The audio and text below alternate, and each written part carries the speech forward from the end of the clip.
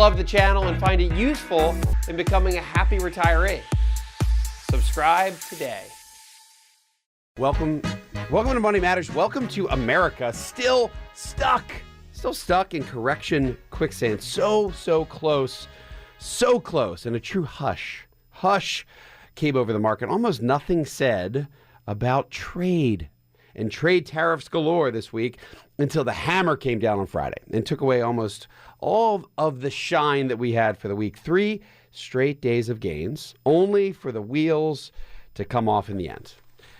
We ended up about 0.5% higher for the market, for the S&P 500 and the Dow, but still stuck in this correction mode, still stuck in correction territory. We're not down 10+% like we were last month, but still down about 7% for the S&P 500, down about 8% for the Dow. The culprits this week, interest rates, and really interest rates have been the culprit for the majority of 2018. So interest rates and then Apple. Those are the two culprits on the week that took the shine off what could have been so close to being a great week for stocks. So we're going to talk about that today. Interest rates, we're going to talk about Apple. The word on the street that the iPhone 10 or the iPhone X could be going away. What? So both important enough to warrant their own discussion this morning here on Money Matters. So good morning. Wes Moss, your host here every Sunday morning, along with Ryan Ely, here to take your calls and your questions and talk about what's happening in America, what's happening in the world, what's happening in Wall Street, Washington, and of course, connecting the dots between those two entangled places, interwoven.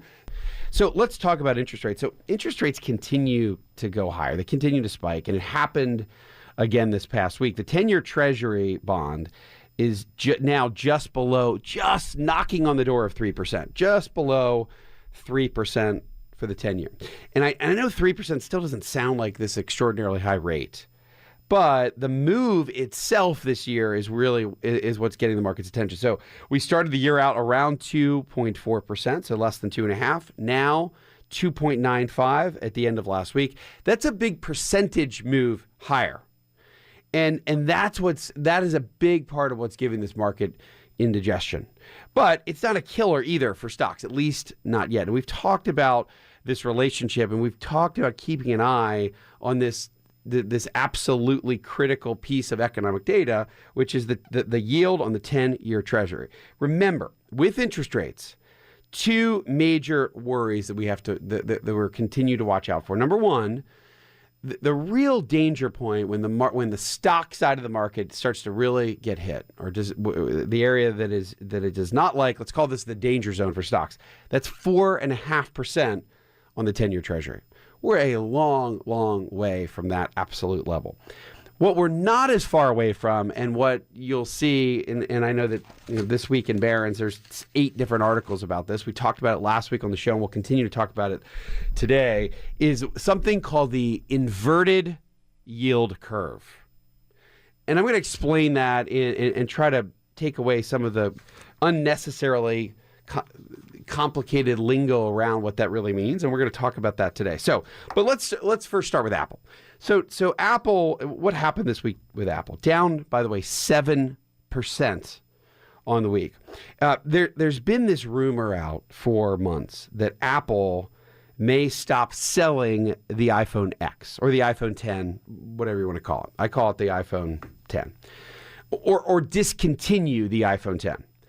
There's an analyst that I think is probably just out there swinging for the fences. His name is Neil Campling.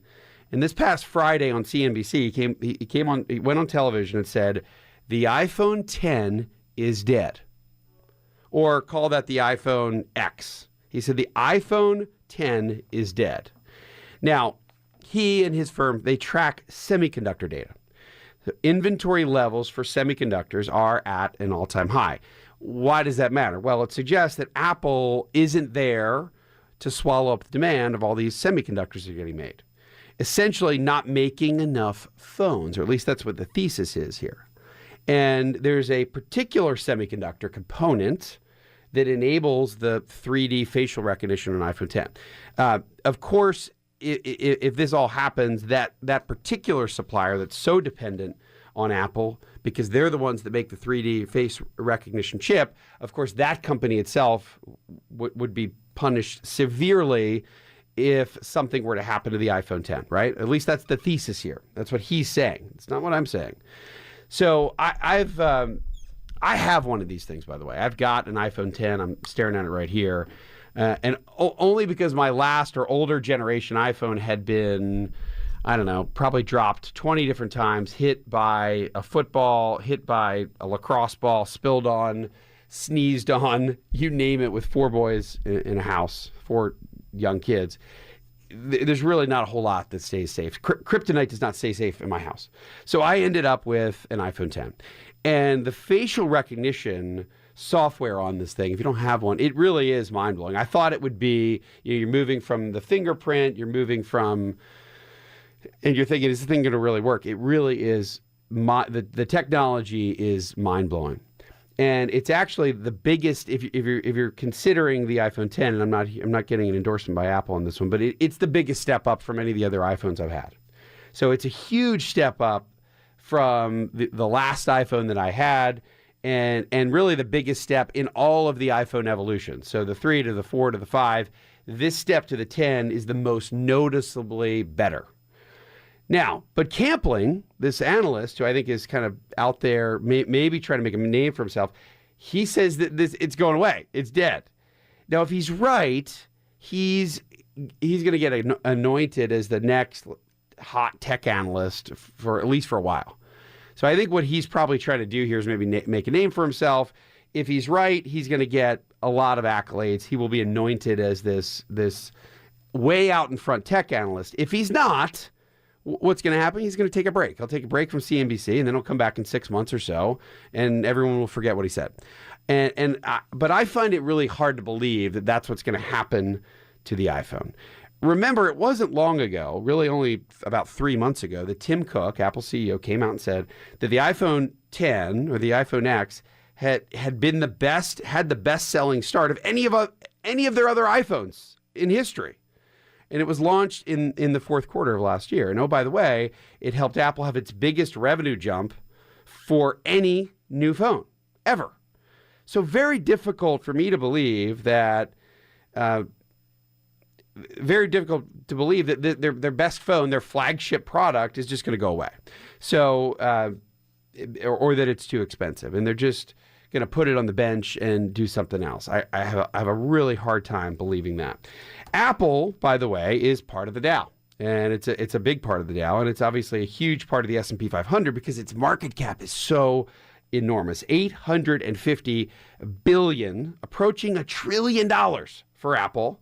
And of course, because it's so large, it has an enormous impact on the S&P 500 and the Dow as well. So Apple gets hit 7% in 1 week, and it's a wonder that we didn't see even more carnage or it go into other areas of the market. We, of course, will keep an eye on this, but I find it very hard to believe that this iPhone carnage story is going to play out. When it continues to set the standard. I mean, it is the standard for all mobile technology, all smartphone technology.